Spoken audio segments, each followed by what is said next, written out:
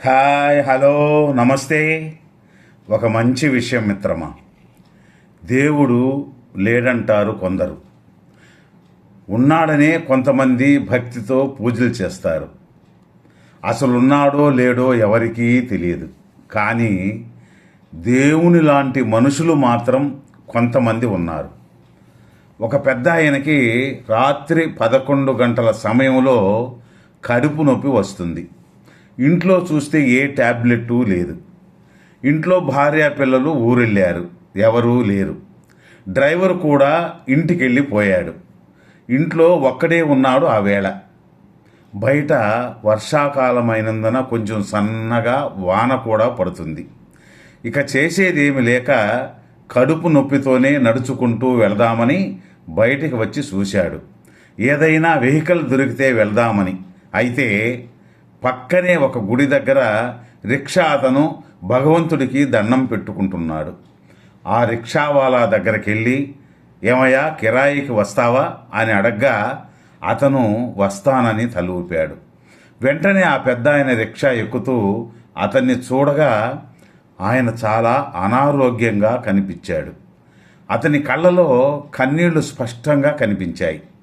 అప్పుడు ఆ పెద్ద ఆయన, ఏమయ్యా, ఏమైంది, ఎందుకు ఏడుస్తున్నావు అని, ఒంట్లో బాగాలేదా అని అడగ్గా రిక్షావాలా, అయ్యా, ఈ వర్షాల వల్ల 4 రోజుల నుంచి కిరాయే దొరకలేదయ్యా. చాలా ఆకలిగా ఉంది, కడుపులో బాధ, ఒంట్లో ఓపిక లేదని ఇప్పుడే ఆ గుడి దగ్గర దేవుణ్ణి ప్రార్థిస్తూ, స్వామి, ఆకలి తట్టుకోలేకపోతున్నాను, ఏదైనా భోజనం పంపించు స్వామి అని దండం పెట్టుకుంటున్నానంటూ అతని బాధలు చెప్పుకుంటున్నాడు. కొంతసేపటికి మెడికల్ షాప్ వచ్చింది.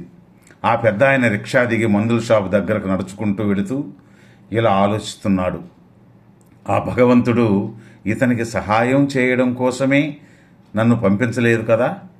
ఒకవేళ ఇదే కడుపు నొప్పి అరగంట క్రితం వచ్చి ఉంటే నేను డ్రైవర్ని మందుల షాపుకు పంపి ఉండేవాడిని కదా.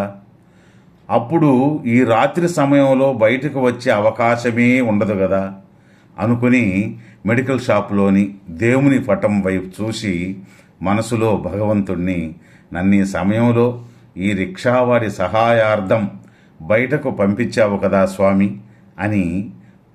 అప్పుడు అతని అంతరాత్మ ద్వారా అవును అనే సమాధానం వచ్చింది.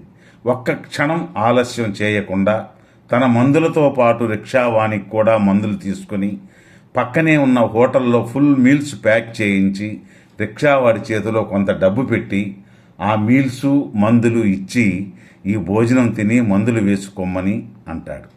అప్పుడు ఆ రిక్షావాడు ఏడుస్తూ, నేను ఆ భగవంతుణ్ణి ఆకలిగా ఉంది, ఏదైనా పంపించు స్వామి అని అడిగా. ఆ భగవంతుడు మీ ద్వారా భోజనం పంపాడు.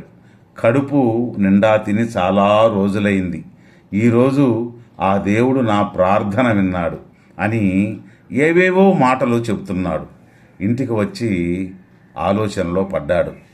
ఆ హోటల్లో స్వీట్సు, టిఫిన్లు, చాలా పదార్థాలు ఉన్నాయి.